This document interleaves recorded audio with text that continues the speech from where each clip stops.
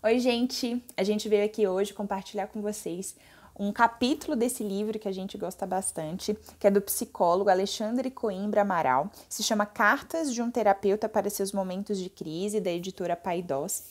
É um livro que ele traz cartas de vários sentimentos, como se eles estivessem contando, entregando pra gente.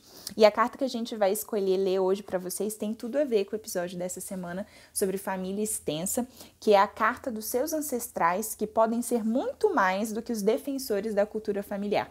Vale muito a pena vocês acompanharem aí o nosso vídeo. Acho que ele fala muito sobre como que a gente pode adaptar, Como que a gente pode aproveitar e selecionar o que aproveitar dessa cultura familiar que muitas vezes é muito antiga e passa de geração por geração.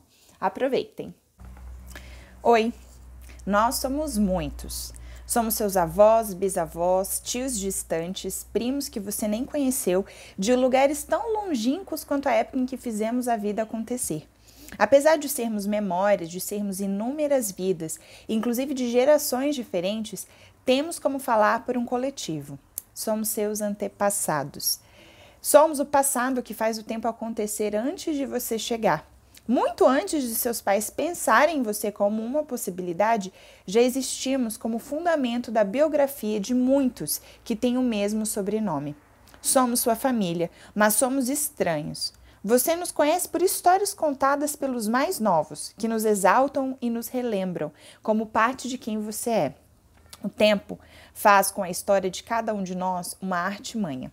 Por sermos de outras épocas, ficam somente as histórias rocambolescas, os episódios mais estereotipados. Tudo o que você escutou de nós é uma simplificação esfumaçada pelos anos, porque somos pessoas com os mesmos contornos imprecisos, com as mesmas ambivalências inquietantes, com as mesmas dúvidas que se escorrem sem resposta definitiva. Mas as histórias que sobram de nosso experiente são escolhas que apenas parecem nos retratar. Uma moldura de um retrato é um recorte. Fora dela, há muitas outras fotos que não estão no centro do seu olhar. E a escolha de qual foto fica lá dentro e quais são deixadas para de fora pertencem ao dono da moldura.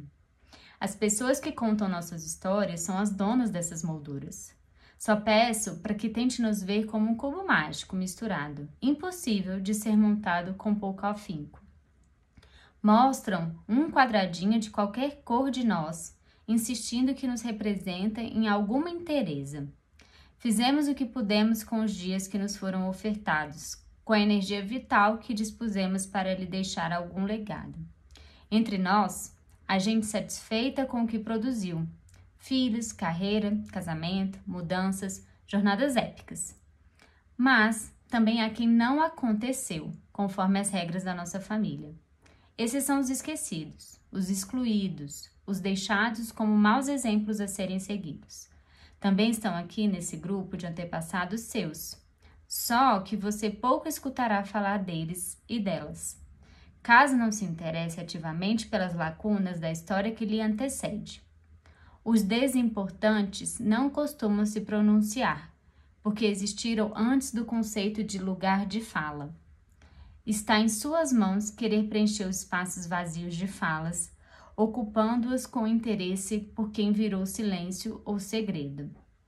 Há histórias soterradas por quem nas proibições do passado, que talvez hoje nem façam sentido. Tabus, que hoje são risíveis, já fizeram muita gente sofrer entre nós. Você conhece a força da vergonha, que diminui a envergadura do olhar de quem a sente. Imagine ser uma vergonha, ser reduzida e congelada numa imagem deplorável. Uma cultura familiar pode produzir isso, assim como pode fazer luz e aplauso para tantos outros. Você se lembra daquela avó tão nomeada por tantos até hoje? Tome ali a foto dela. Veja que há algo perdido no seu olhar.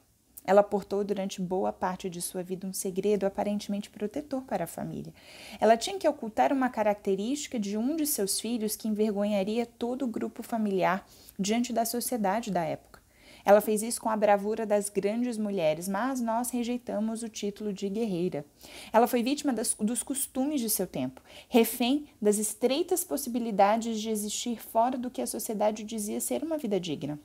Ela, como todos os que guardam segredos familiares, sofrem uma perda lamentável em suas vidas. Os segredos não conseguem conviver bem com a espontaneidade, porque existe para ser muito bem escondido. Então, quem sabe dele precisa deixar de viver sua própria vida para viver em torno do segredo. Precisa seguir adiante como se não tivesse nada acontecendo, sem deixar rastro da história constrangedora. Não pode deixar espaço para perguntas, precisa apagar as marcas daquilo que não tinha espaço de existir.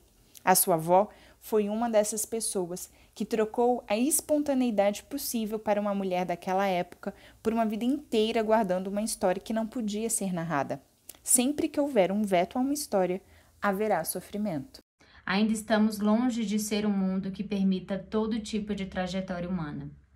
Se reconhecer partes de você que não são possíveis de serem contadas em seu tempo, faça diferente da sua avó. Rejeite os calabouços dos segredos e dos apagamentos das vontades de viver. Nós, seus ancestrais, fomos parte da feitura da cultura que hoje você consegue perceber em sua família. Essa cultura familiar é uma argila que endureceu com o passar dos anos. Tem regras rígidas, fundamentos repetidos por homens e mulheres que viveram em gerações distintas, mas que são guardiões dos valores que sustentam a vida de todas e todos vocês. Muitos desses valores eu percebo que você reconhece, reverencia e escolhe para a sua vida. Isso é ótimo. Muita gente lutou antes de você para construir uma família com as mais éticas formas de se relacionar. Mas veja que a escolha continua sendo sua. Você é a única dona do seu ofício de existir. Nenhum outro alguém pode definir por você os valores que lhe inspiram para levar os dias. A família não é, nem pode ser, uma tábua de ensinamentos impostos a todos de uma mesma forma. Há gente que quer parte deles, e tudo bem. Há gente que quer inventar novas formas de vida coexistindo com o sobrenome, e tudo bem também. O fundamental é que a decisão seja de quem vive, não de quem tem mais hierarquia ou poder na família. Você pode usar as mãos úmidas da sua impressão digital para molhar a argila rígida da cultura familiar, dar-lhe outra forma, tomar apenas um pedaço dela para levar consigo. A vida é sua. A família é sua. O que você leva dela e da cultura que ela fundou também é seu. Não inventamos ainda uma forma mais popular de nos organizarmos do que uma família. Pode ser muito útil, amoroso, produtiva, inclusiva e impulsionadora de grandes histórias.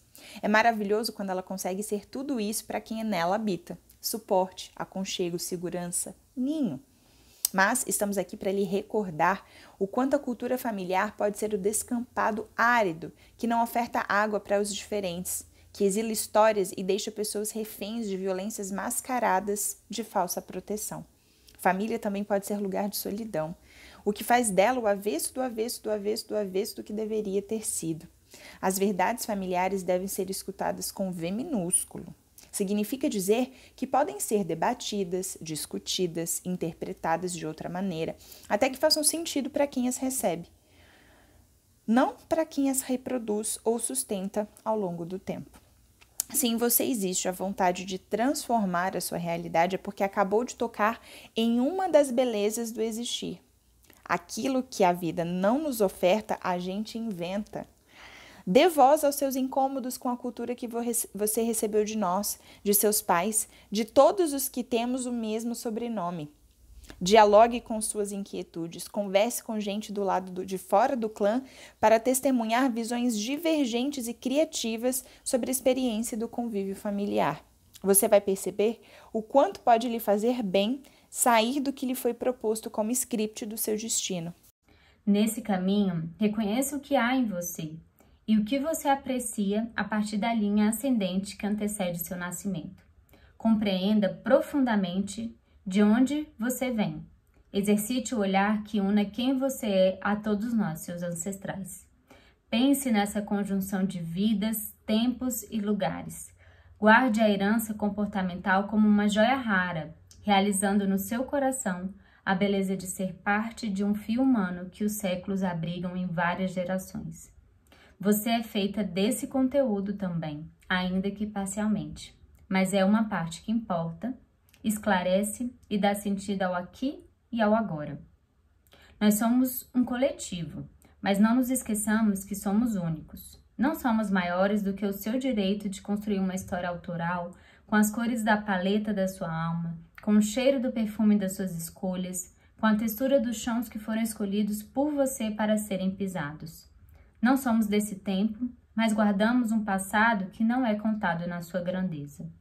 Nós somos capazes de entender a dificuldade que é, para você, deixar de ser vista como alguém aceita com honras de chefe de Estado. Ser você mesma continua cobrando alto preço de deixar de ser a menina dos olhos alheios. Nós viemos lhe convidar para se inquietar sobre o que é seu e o que é nosso. O que é o seu espaço de autonomia e o que é o nosso espaço de pertencimento. Nós somos apenas uma cultura, apenas.